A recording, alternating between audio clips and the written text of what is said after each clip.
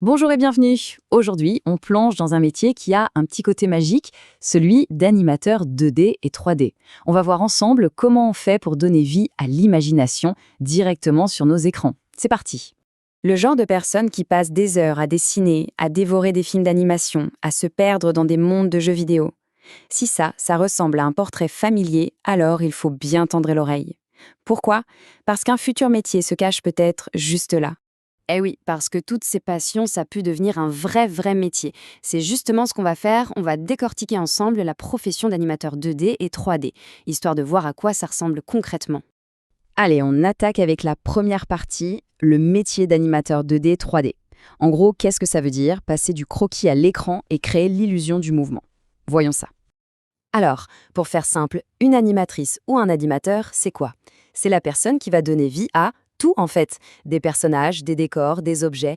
Et son terrain de jeu, il est juste immense. On parle de cinéma, de jeux vidéo, de publicité, du web. Bref, il y a de quoi faire. Bon, mais alors, c'est quoi la différence entre la 2D et la 3D? En fait, ce sont deux mondes, mais avec la même magie. L'animation 2D, on peut l'imaginer comme le dessin traditionnel qui prend vie, sur une surface plane. On part d'un dessin et on suit un storyboard. La 3D, c'est tout autre chose. Là, on travaille entièrement sur ordinateur, un peu comme un sculpteur numérique. On part d'un squelette et on crée du volume, du relief. C'est un peu comme si on avait de la pâte à modeler virtuelle pour créer des personnages qu'on peut faire bouger dans tous les sens. Mais attention, que ce soit en 2D ou en 3D, il y a un point commun, c'est un travail de patience et de précision. Chaque mouvement est décomposé. Image par image. Le but, c'est que tout soit hyper fluide à la fin. Et pour ça, il faut une patience, mais une patience d'ange, c'est incroyable. Ok, passons à la deuxième partie, les compétences indispensables. La grande question, c'est souvent, est-ce qu'il faut être plutôt un artiste ou plutôt un technicien? Eh bien la réponse, c'est les deux. Alors qu'est-ce qu'il y a dans la boîte à outils de l'animateur? D'abord, bien sûr, un très bon coup de crayon. Ça aide énormément, surtout en 2D. Il faut aussi avoir un bon sens des perspectives, des volumes. Et puis, la partie technique. Il faut maîtriser des logiciels assez complexes comme Flash, Maya, 3ds Max. Mais c'est pas tout. Avoir des connaissances en anatomie ou en architecture, c'est un vrai plus pour que tout soit crédible. Et enfin, et c'est peut-être le plus important, il faut une énorme culture artistique. Il faut tout connaître du cinéma, des jeux vidéo. Mais au-delà de la technique, il y a les qualités personnelles. Et ça, c'est tout aussi crucial. Évidemment, il faut de la créativité, un bon sens de l'observation, mais aussi beaucoup de patience et de rigueur, on l'a déjà dit. Et chose très importante, un super esprit d'équipe, parce qu'un film ou un jeu, ça ne se fait jamais seul. Ça demande aussi de l'autonomie et, oui, une bonne résistance au stress pour tenir les délais. Voilà pour les compétences. Maintenant, troisième partie, le parcours pour y arriver.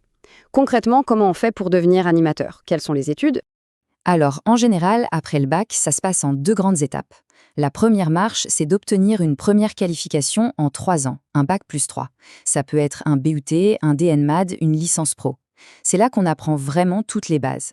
Ensuite, pour vraiment se spécialiser et viser les plus grands studios, l'étape supérieure, c'est le bac plus 5, dans les grandes écoles reconnues comme les Gobelins, Émile Coll ou Lansade. Ce qui est bien, c'est qu'il n'y a pas un seul chemin tout tracé. Il existe plein de formations différentes, que ce soit à l'université ou dans des écoles d'art spécialisées. Le plus important, c'est de bien se renseigner pour trouver celle qui correspond le mieux à son propre projet. Allez, on arrive à la dernière partie, et pas des moindres, le salaire et l'avenir professionnel. Est-ce que ça recrute? Est-ce que ça paye bien? On va voir que c'est un secteur vraiment dynamique, avec des talents très reconnus. Parlons chiffres maintenant. Pour un débutant, le salaire brut mensuel tourne autour de 2 000 euros. Alors, brut, ça veut dire avant les cotisations, bien sûr. C'est un salaire de départ, et évidemment, ça évolue pas mal avec l'expérience et la réputation qu'on se construit. Et il y a une info assez incroyable à savoir, la France, c'est le 3e producteur mondial de contenu d'animation. Oui, juste derrière les États-Unis et le Japon. C'est énorme. Ça veut dire que le savoir-faire français, la French Touch, est hyper reconnu partout dans le monde. Et ça, forcément, ça ouvre des portes. Alors, où est-ce que ça recrute le plus? Eh bien, il y a 3 secteurs principaux qui se détachent. Le plus porteur en ce moment, c'est la télévision, notamment avec toutes les séries d'animation. Juste après, on a bien sûr le cinéma. Et enfin, le jeu vidéo, qui est un secteur en pleine explosion et qui a constamment besoin de nouveaux talents. Quelques points pour bien comprendre la réalité du métier. Déjà, le statut. Beaucoup d'animateurs sont intermittents ou indépendants. Ça veut dire qu'on travaille souvent sur des projets, mission par mission. C'est un mode de vie. Ensuite, comme on le disait, les talents français sont très recherchés à l'étranger, notamment aux USA et au Canada. Il y a de vraies opportunités là-bas. Et enfin, on ne reste pas animateur toute sa vie si on ne le veut pas. On peut évoluer vers des postes de supervision ou même devenir réalisateur de projets. Et voilà, on a fait un bon tour d'horizon de ce métier qui est vraiment fascinant. C'est un mélange unique d'art, de technique et surtout de passion. Alors la question finale, la vraie question, c'est est-ce que ça donne envie de se lancer pour créer les mondes de demain ?